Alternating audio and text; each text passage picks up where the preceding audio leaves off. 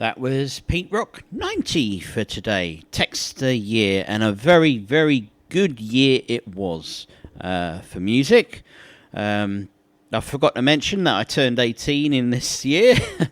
I was at college studying City and Guilds 224 and electronics servicing, and a lot of great stuff happened that year. It's probably my favourite year in music as well as events in my personal life. And it was also the year before Something for the Weekend, my debut radio show, started. And that ran for 3 years. So I thought it wasn't really necessary to give out those clues because I had been rambling on for long enough before Peterock 90. But yeah, very, very good year for both music and myself. So, and the songs that you heard was currently number 8 in Council's Countdown was Saxon, and the title track to the album Dogs of War. It was released. The album was released on the 30th of January in this year, but it failed to chart, and there were no singles from it, so no singles managed to get in the top 40. But I did play the album title track because that song is absolutely awesome. Thank you so much to Yuri, former Hot Metal original producer, from 2008 until 2009 for giving me the MP3 data disc of the majority of Saxon's older albums. He had all the albums on a single disc from 1979 right up to 1999. So that meant when I went to HMV, I only had to buy the albums from 2001 onwards, and all the DVDs, naturally. Thanks indeed to Yuri for that. Then you heard my current number 6, which is Black Sabbath, with the album Forbidden was released on the 5th of June in this year. It peaked at number 71 in the albums chart. Not good enough for the top 40, obviously, but good enough for the top 100. I played you once again the opening track, which was The Illusion of Power, featuring rapper Ice-T. And there weren't any singles released from Forbidden, so obviously there was no singles getting into the UK singles chart from Forbidden. But I think The Illusion of Power was probably the best song on the album. It is a very, very good album, but The Illusion of Power, to me, the opening track of an album is a little bit like the opening chapter of a book. You know, if the opening chapter doesn't introduce you to the world of the book and catches your attention, then the rest of the book to me is pointless.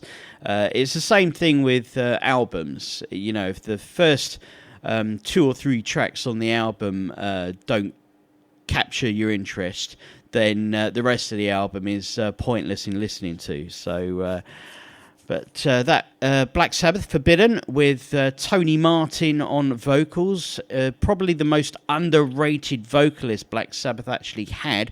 But funnily enough, despite how popular Ozzy Osbourne and Ronnie James Dio are, I actually really like Tony Martin. He's a great vocalist. He's got a great voice for heavy metal, and I think he was absolutely perfect for fronting Black Sabbath when he did. Two of the Tony Martin albums by Black Sabbath happen to be my favourite albums by Black Sabbath. because of the songwriting and the music. Absolutely brilliant. But Forbidden One wasn't one of these albums, and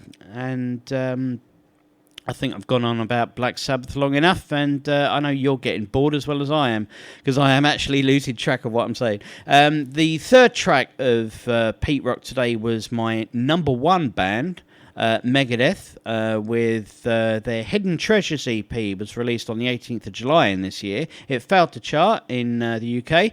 I did play the not the opening track, but I played the third track on the EP called Go to Hell, because it was featured in the 1991 movie Bill and Ted's Bogus Journey, music from the original motion picture soundtrack, yeah, I completely love that movie, so I thought I'd throw that one in. Then track 4 was the ex-number 1 from last year, Iron Maiden, and they released the X Factor on the 2nd of October. It peaked at number 8 in the UK albums chart. I played you the first single from it, Man on the Edge, which was released on 25th of September, and it peaked at number 10 in the UK singles sales chart. Then I closed off with the former number 1, the number 1 that Iron Maiden kicked off in 2008. They're still locked steady at number 2. It's Def Leppard, who released their Greatest Hits Vault on the 23rd of October. And I was absolutely stoked when that single went into number 7.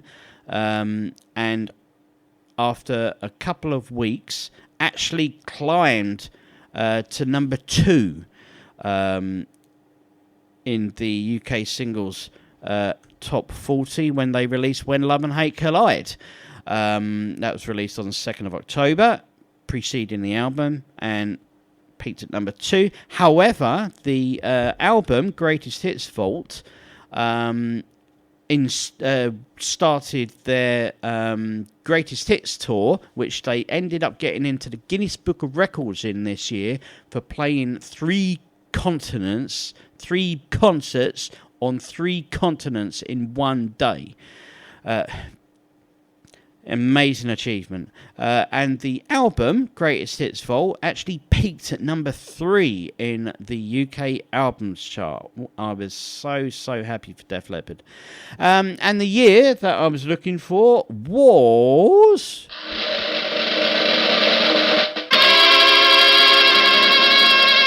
1995.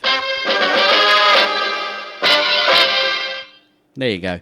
That's another text year in Peterock out the way, and I shall be returning sooner than you think, actually, with a very special surprise that I'm going to announce later. So, I've talked for long enough, did the recap, did the reasons for the songs, and gave you as much information as I could in the time that I'm allowed. So now we move on to the current main presenter of Hot Metal when he's here, obviously, which is why I slide my feature in first. This is Simon's Rock Revolution, Volume 90.